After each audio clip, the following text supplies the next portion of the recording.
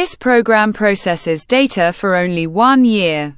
At the beginning of a new year, the opening balances of all active inventory accounts are recorded before the opening balance is entered. The current inventory accounts _list report should be opened. The report sheet should be saved as a PDF file. The year is being changed. When the year changes, a new calendar is created and all booking entries are deleted. The password is the number 3.